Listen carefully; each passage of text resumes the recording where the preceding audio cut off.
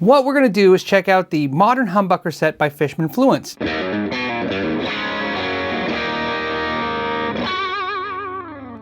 The Fishman Fluence pickups have been out for about 6 years now, so they're not entirely new, but they are definitely new in the pickup world. The pickups that we currently use on guitars have been made about the same way for over 80 years. So Larry Fishman decided, let's try something a little different.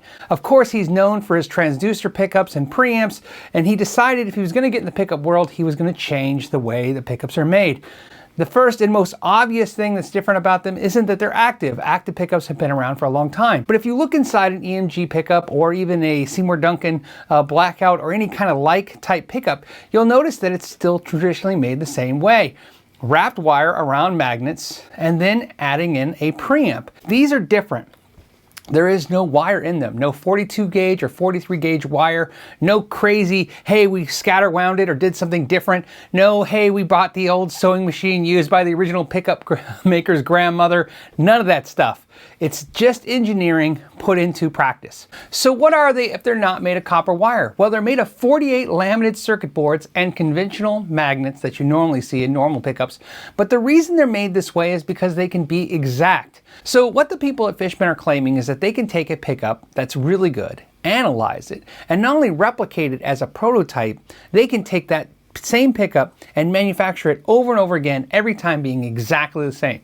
They claim that every set of pickups are going to be exact, which is something that's not the case with most pickup manufacturers. In fact, most pickup manufacturers have to have a range in which a pickup works. So even if we see something like a PAF, a distortion pickup, you're going to see where they put a range with those pickups. So each one's going to be slightly different and magical maybe, but for every magical pickup, there's a couple not magical pickups.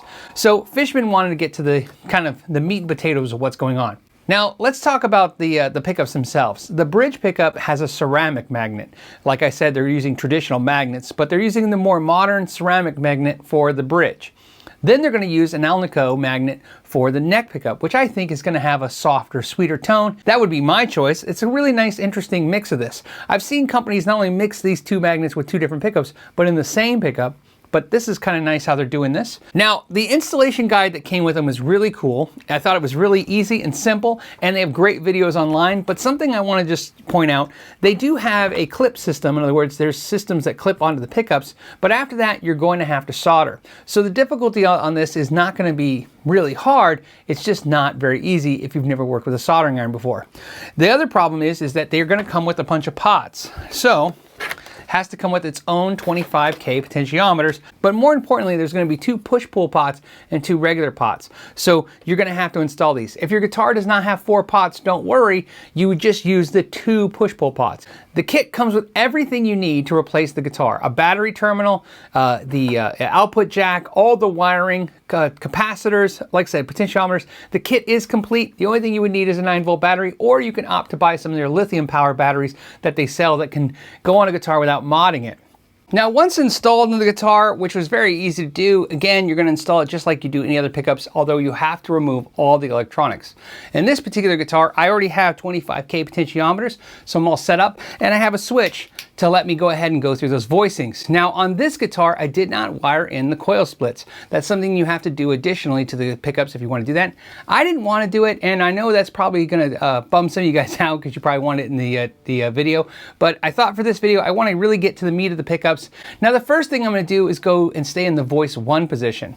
And we have the manual here, so let's read what that says. It says that we'll start with the neck pickup. In the neck pickup, voice 1, let's see, has a modern active sound, okay?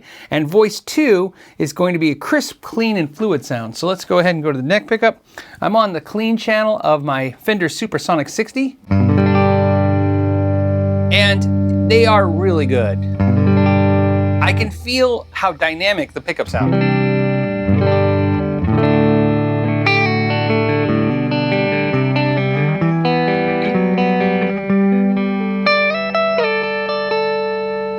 Now that's the active modern sound. Let's go to that classic crisp clean sound they were talking about.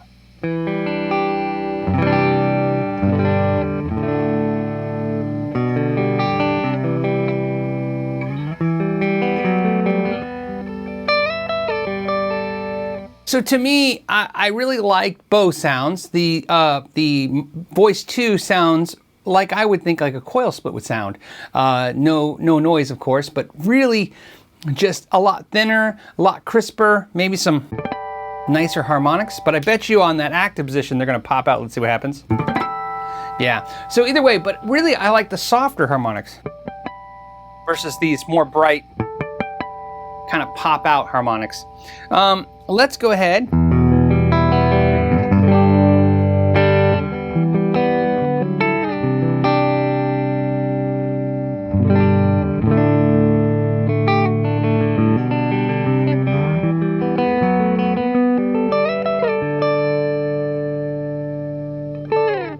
I really like that voice 1. I was really shocked. Being a passive fan, more than an active fan.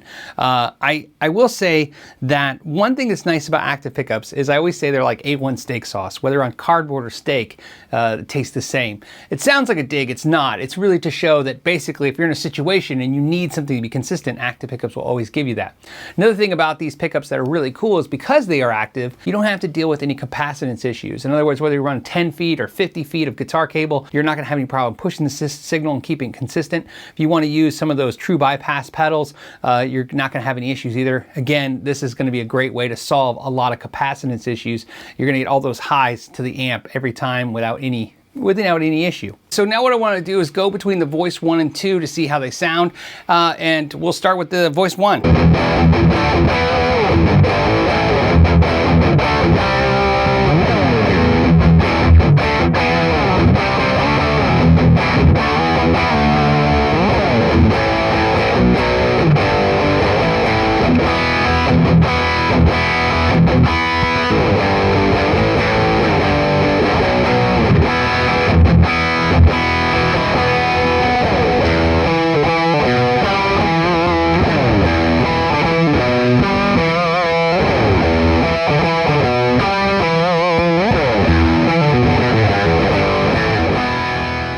It's definitely punchier, more highs. It's really what I would consider an active pickup to sound like in the voice 1. Voice 2 definitely smooths it out. It's almost like I just took the tone control, kicked it back a half turn, and the volume knob a half turn, which is something else to talk about, is how well and consistent these things work with the volume controls. That's another thing that you don't have to worry about. A lot of times when you're using passive pickups, you're gonna have to add things like treble bleeds or things like that to keep the tone consistent in its EQ quality, I should say.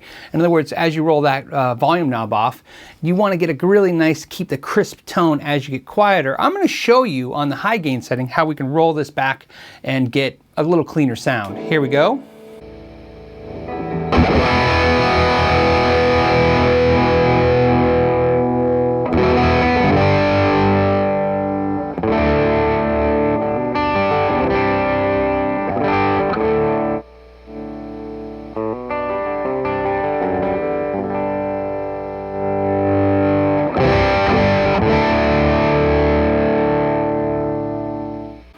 Now what I want to do is do the same thing but with the voice 2. Let's go from the top. Here we go.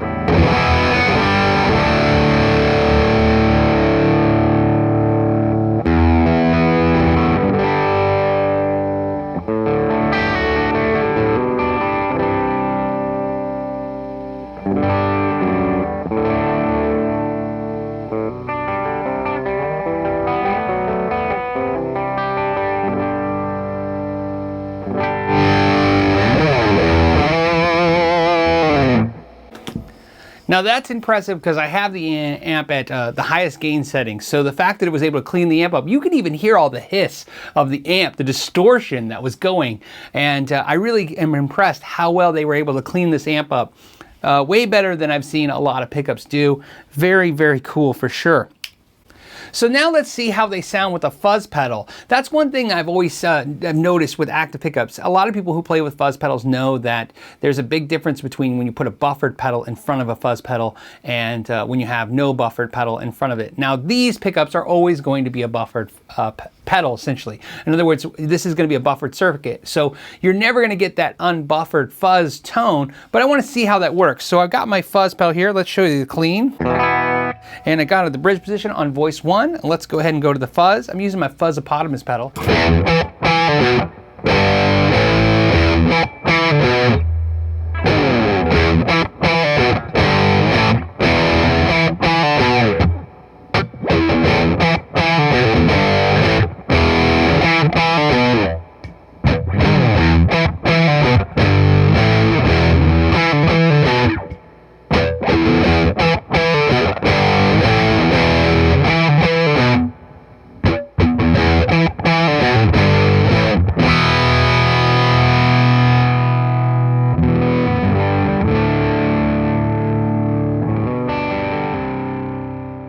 I was really shocked because usually when I've used active pickups into fuzz, they really kind of just take it to the extremes. This fuzz pedal is very fizzy, and that's one of the things I like about it, but I was really shocked how under control it was able to stay with these pickups. I definitely think I liked, I'd have to listen to recording playback, but I think in the room I like the voicing 2 on all the fuzz settings. Seems like just taking some of the power of the pickups down a little bit lets that fuzz pedal just kind of be itself, do its thing. Okay, and let's do our last setting. This is going to be the highest gain.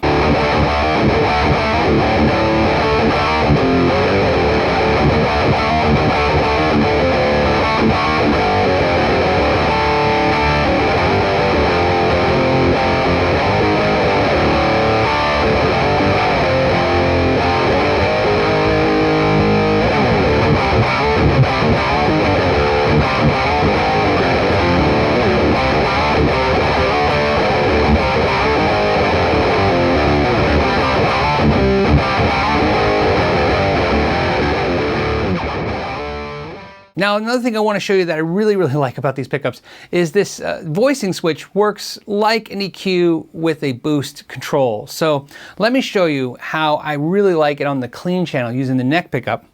And I'm in voice 2, and just listen up. I'm just going to switch between the two voicings, and you can see how you might want to use it as well.